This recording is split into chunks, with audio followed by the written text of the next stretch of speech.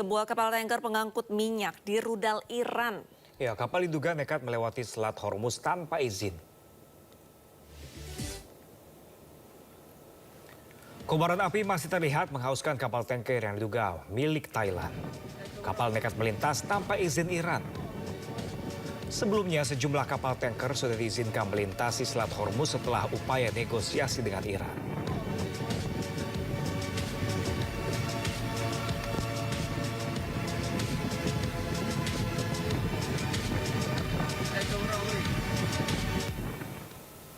Ya, pemirsa, Iran saat ini sedang menyusun rancangan undang-undang terkait Selat Hormuz. Sejumlah negara pun sudah diizinkan untuk melintas, salah satunya adalah Malaysia.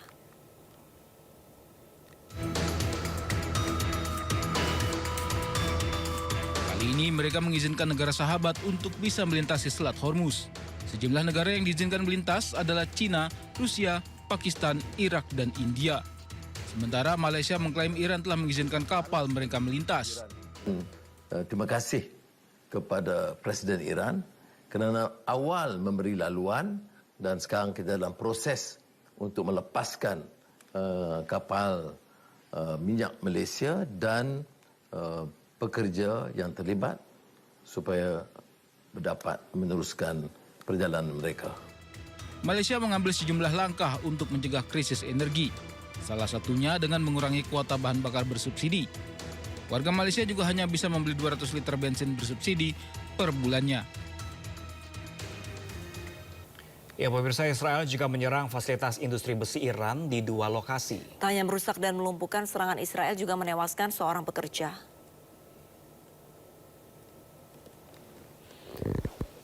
Pabrik besi Mubarakya di Isfahan dan pabrik besi Khuzestan di Iran Selatan rusak berat setelah diserang Israel Jumat siang.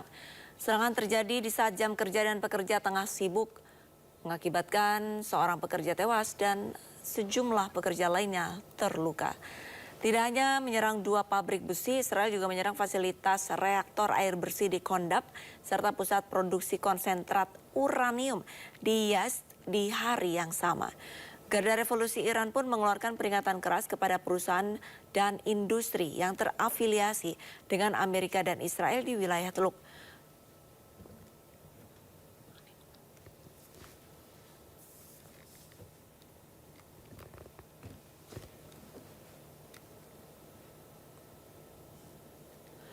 Serangan Amerika Israel tak hanya menyasar ibu kota Iran, Teheran. Ya, serangan juga menyerang pusat religi kota Qum yang menewaskan sedikitnya 6 orang. Serangan Amerika Israel menghantam permukiman yang menghancurkan bangunan.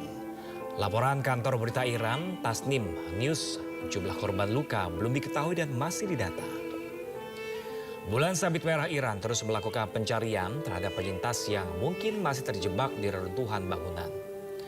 Serangan Amerika Israel dilancarkan hampir bersamaan menargetkan 7 kota termasuk Teheran dan Qum.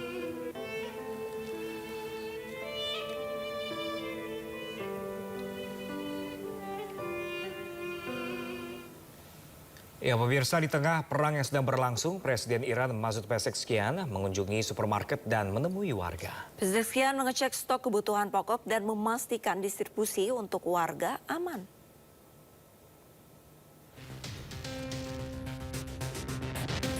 Presiden Iran Masoud Pezeshkian mengunjungi supermarket di Teheran bersama gubernur kota tersebut Muhammad Sadek Motamedian. Presiden berkeliling toko dan sempat berbincang dengan sejumlah karyawan. Kunjungan terlihat santai tanpa pengawalan meski serangan udara dari AS dan Israel masih berlangsung. Dalam kunjungan ini, Presiden juga menyapa sejumlah warga Iran. Kunjungan digelar mendadak dan baru diketahui publik setelah media pemerintah Iran menayangkan rekaman kegiatannya. دستوراتی رو صادر کردن هم در بحث لزوم توجه به بحث تأمین به موقع کالای اساسی مایحتاج عمومی مردم هم در بحث نظارت بر توزیع و به ویژه نظارت بر قیمت‌ها. Langkah ini dinilai sebagai bagian upaya Presiden melihat langsung kondisi masyarakat, khususnya di tengah tekanan ekonomi yang masih dirasakan warga Iran dalam beberapa waktu terakhir. Presiden memastikan kebutuhan-kebutuhan pokok tersedia dan distribusi berjalan aman di tengah perang yang masih berlangsung.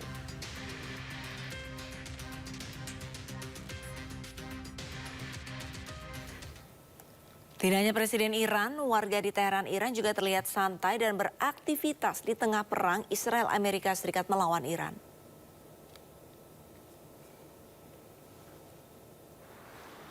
Warga di Taman Pardisan di Teheran, Iran beraktivitas seperti biasanya meski perang Israel-Amerika Serikat melawan Iran terus memanas. Warga beraktivitas secara normal, mulai dari berolahraga hingga berpiknik. Mereka merasa tidak ada yang perlu ditakutkan meski perang terus memanas.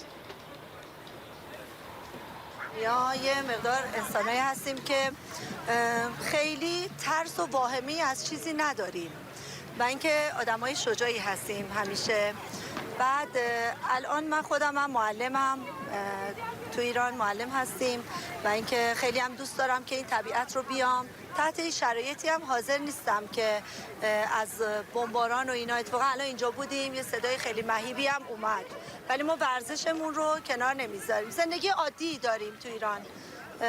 خیلی هم خوشحالم از بابت این قضیه که میتونم زندگی عادی داشته باشم. حالا هر چی که پیش اومد دیگه، ما nemitunیم برای چیزی که هنوز پیش نیومده خودمون رو اذیت کنیم. Ya, mayoritas warga Amerika Serikat menilai kebijakan militernya terhadap Iran sudah berlebihan. Survei terbaru menunjukkan penolakan luas baik terhadap pengerahan pasukan, eskalasi serangan hingga dampak ekonominya.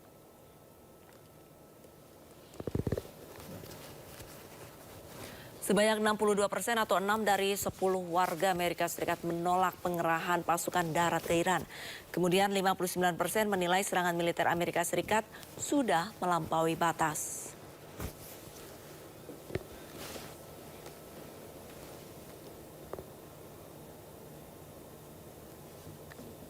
%48% warga Amerika Serikat menolak pendanaan untuk militer Israel. Sementara itu 45% sangat khawatir terhadap kenaikan harga bahan bakar di tengah konflik.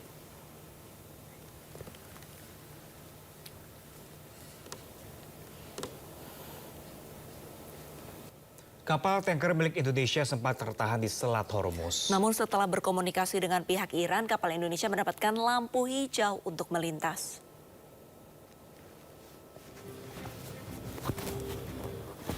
Sebanyak 2 kapal tanker Indonesia yang sempat tertahan mendapatkan sinyal positif untuk bisa keluar dari Selat Hormuz. Kedua kapal ini sempat tertahan imbas perang antara Amerika Serikat dan Israel melawan Iran.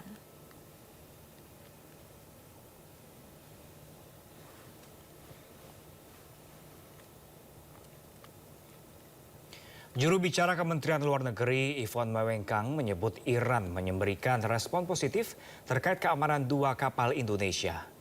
Setelah adanya respon positif, Kemlu menyebut Pertamina perlu menyiapkan beberapa hal teknis demi keselamatan para kru kapal. Dengan demikian, ketika Iran memberikan izin melintas, semua bisa berjalan dengan aman.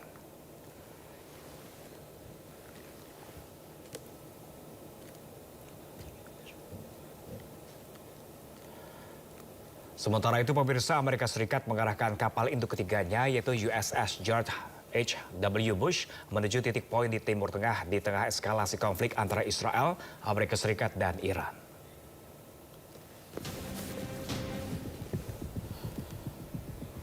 Pihak Angkatan Laut Amerika Serikat melaporkan kapal induk USS George Bush beserta kapal perang, pengawal, dan sayap udara yang baru saja selesai latihan unit gabungan mengarah menuju Mediterania Timur. Kapal induk kedua yaitu USS Abraham Lincoln tetap berada di Laut Arab, sementara kapal induk Gerald R. Ford bergerak melalui terusan Suez untuk menuju Laut Merah.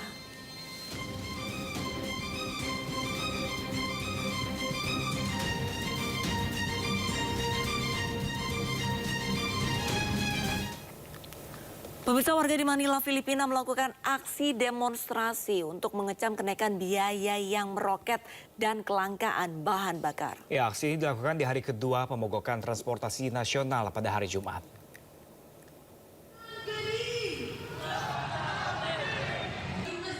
Para pengemudi, pedagang, dan aktivis membanjiri jalanan Manila, Filipina untuk melakukan aksi demonstrasi pada hari Jumat.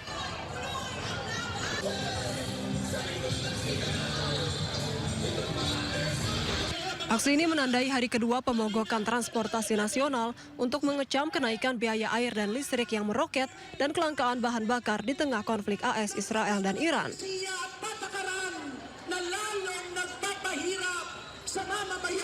Para pengunjuk rasa terlihat meneriakkan berbagai slogan sambil berbaris membawa bendera dan spanduk.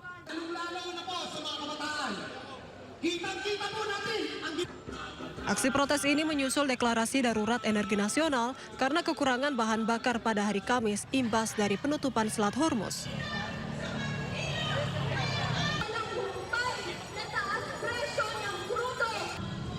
Sedangkan Filipina sangat bergantung pada pasokan energi dari Timur Tengah dengan lebih dari 90% bahan bakarnya diterima melalui Selat Hormuz.